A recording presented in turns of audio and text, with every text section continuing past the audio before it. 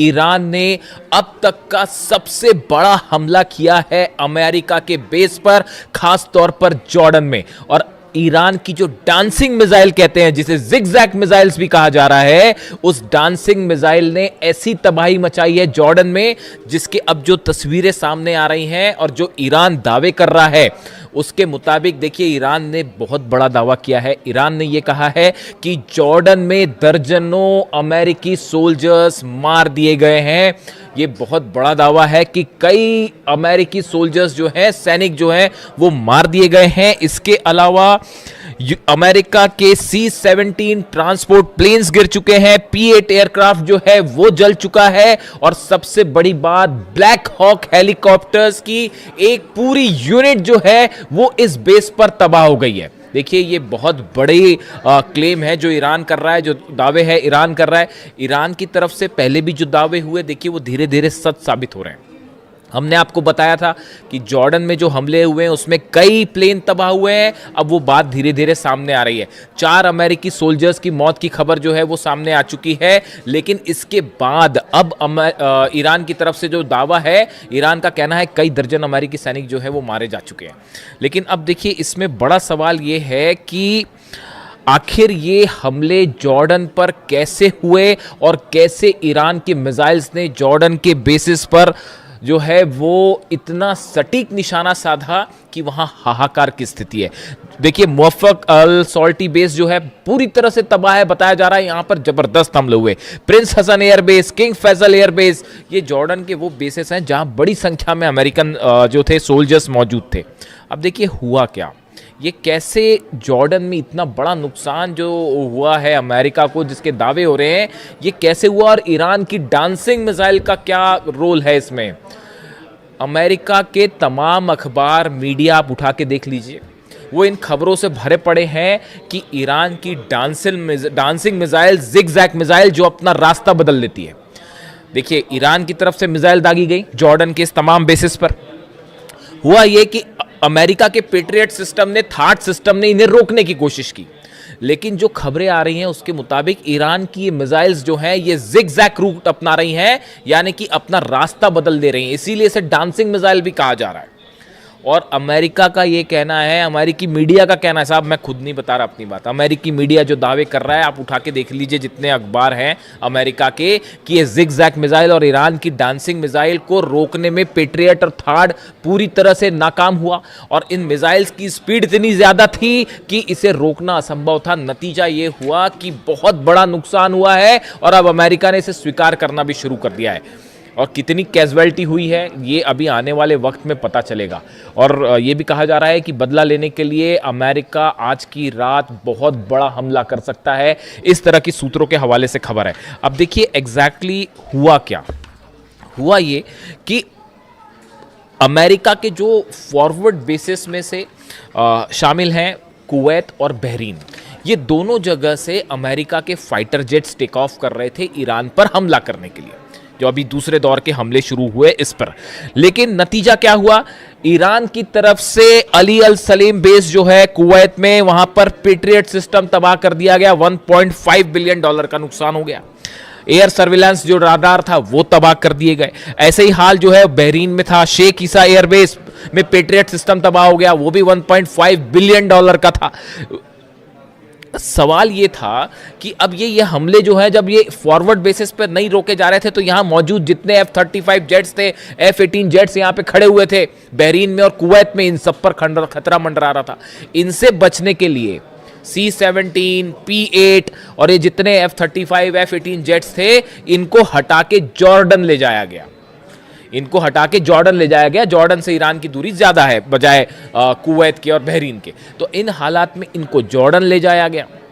अब जॉर्डन जो है वो मुख्य सेंटर बन गया ईरान के अगेंस्ट हमलों का, और जितने जेट्स टेक ऑफ कर रहे थे वो जॉर्डन से टेक ऑफ कर रहे थे। और जो अलग अलग हमले हुए, खासतौर पर ईरान की ब्रिज पर हमले हुए, टनल्स पर हमले हुए और एनर्जी सेंटर्स पर हमले हुए, उसका नतीजा ये था कि ईरान ने पलटवार शुरू किया। और सबसे बड़ा जो टर्निंग पॉइंट था वो ईरान शहर में जो ईरान के सैनिकों पर हमला किया गया, वहाँ से ईरान की सेना का गुस्सा भड़क गया और अब निशाने पर आ गए जॉर्डन के बेसिस।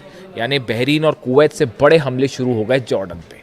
और ईरान ने, देखिए मैंने आपको पहले ही कहा था कि जैसे जैसे जंग आगे बढ़ेगी ईरान अपनी सबसे खतरनाक मिसाइल्स निकाल के हमले शुरू कर देगा। अब पेट्रियट और थार्ड लगे हुए हैं, सबको पता था कि पूरा जोर लगा दिया अमेरिका ने जॉर्डन में अपने बेसेस बचाने के लिए।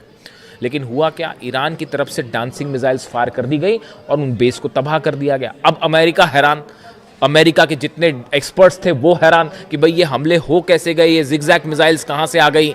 और आप देखिए इतनी लंबी जंग चली, तमाम हमले हुए अमेरिका की तरफ से। डोनाल्ड ट्रंप ये दावे करते फिर रहे हैं कि भाई 70% मिसाइल ख़त्म हो गई है और 90% मिसाइल ख़त्म हो गई है। मेरे से भी दर्शक अक्सर ये सवाल पूछते हैं कि क्या ईरान की मिसाइल सब खत्म हो गई है, जैसा दावे डोनाल्ड ट्रंप कह रहे हैं। मैं आपको फिर से इस बात को रिपीट कर रहा हूँ, ईरान के पास कितनी मिसाइल्स हैं या तो अहमद वाहिदी साहब जानते होंगे आरजीसी चीफ, या अली खामेनी साहब जानते थे। इनके अलावा हकीकत क्या है कोई नहीं जानता। ईरान में कितने मिसाइल सिटीज हैं, इसी दिन के लिए अली खामेनी साहब ने अपनी सेना को तैयार किया था, इसी दिन के लिए तैयार किया था। और उसका नतीजा देखिए, आज दुनिया की सबसे बड़ी ताकतें जो हैं वो ईरान के सामने घुटनों पर हैं, अपने बेसिस नहीं बचा पा रहे, खाड़ी देश जल रहे हैं और सिर्फ आप जो है कुछ नहीं कर सकते, हेल्पलेस स्थिति में खड़े। तो हुआ ये, जहां पर हमने बात छोड़ी कि पीछे कर लिया गया, अब ये डांसिंग मिसाइल्स फायर हुई। अब अमेरिका में चर्चा शुरू हुई कि भाई यहां तो दावे कर रहे थे ट्रंप की सब खत्म हो गया, फिर ये मिसाइल्स कहां से आ गई। तो अब वो एक नई थ्योरी लगाई गई कि भाई ये मिसाइल्स जो है रूस ने दी हैं, ये मिसाइल्स जो है वो चाइना ने दी है, मिसाइल की टेक्नोलॉजी चाइना ने दी है। मेरे से भी कई लोगों ने इस बारे में सवाल पूछा कि जो खबरें छप रही हैं अमेरिका में कि रूस और चीन मिसाइल दे रहा है और उसके ज़रिए ईरान हमले कर रहा है, आपकी क्या राय है? आप मेरी राय सुन लीजिए, मैं क्या कर रहा हूँ। ईरान को मिसाइल टेक्नोलॉजी में किसी की मदद लेने की ज़रूरत नहीं है।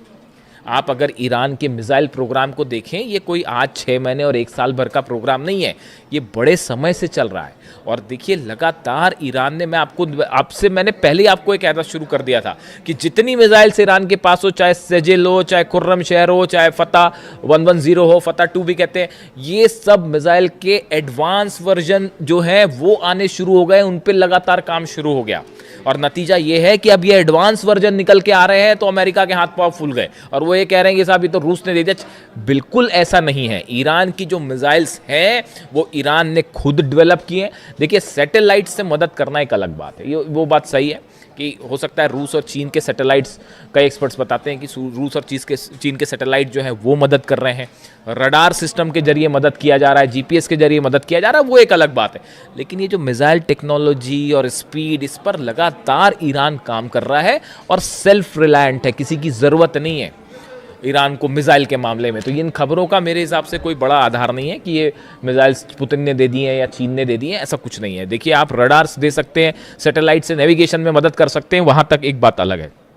अब नतीजा ये हुआ कि जब ये मिसाइल्स फायर की गई तो पूरा का पूरा अमेरिकी सेना इस बात को लेकर हैरान थी कि इतनी जल्दी इतनी स्पीड से, अगर आप मैक 4 से मैक 11 के बीच में, यानी आवाज़ से 5 से 11 गुना के बीच की रफ्तार से मिसाइल्स बरस रही हैं, उसको कैसे कोई पेट्रियट सिस्टम रोक पाएगा। और नतीजा ये हुआ कि कई जगह जो है वो पेट्रियट सिस्टम जहां लगे थे उनके ठीक ऊपर मिसाइल्स गिरी हैं, थार्ड सिस्टम जहां लगे थे उसके ठीक ऊपर मिसाइल्स गिरी हैं।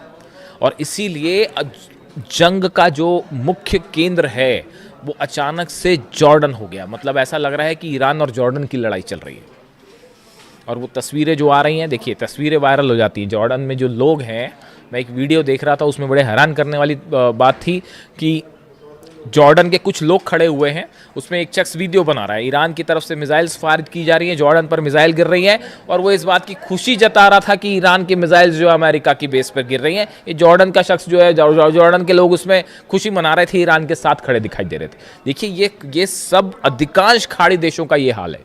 आज भी हकीकत ये है कि अगर आप एक जनमत संग्रह करा लें, प्लेबिसाइड करवा लें कि खाड़ी देशों में जो अरब देश हैं उनकी जनता क्या चाहती है, मेजॉरिटी जनता जो है वो ईरान के साथ खड़ी है साहब। उन सबको इन बात की तकलीफ है कि अली खामेनी साहब को असैसिनेट किया गया।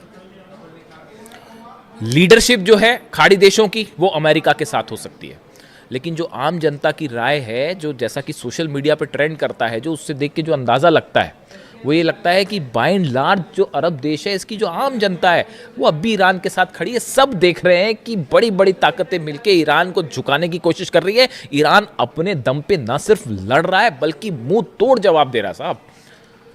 तो हकीकत ये है कि जॉर्डन जो है वो और देखिए ब्लैक हॉक यूनिट को लेकर बड़ी जो जहाँ पर देखिए जो डिस्ट्रक्शन हुआ है, जो ईरान की तरफ से दावे आए, बड़े स्पेसिफिक दावे हैं वो।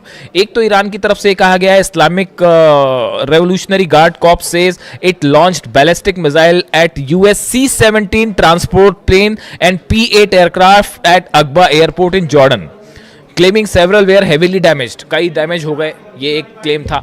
दूसरा क्लेम आया कि जो ब्लैक हॉक हेलीकॉप्टर्स हैं अमेरिका के, जो कई जगह ऑपरेशन में इस्तेमाल होते हैं, खासतौर पर मिलिट्री ऑपरेशन में। अब ये भी बड़ी गौर करने की बात है।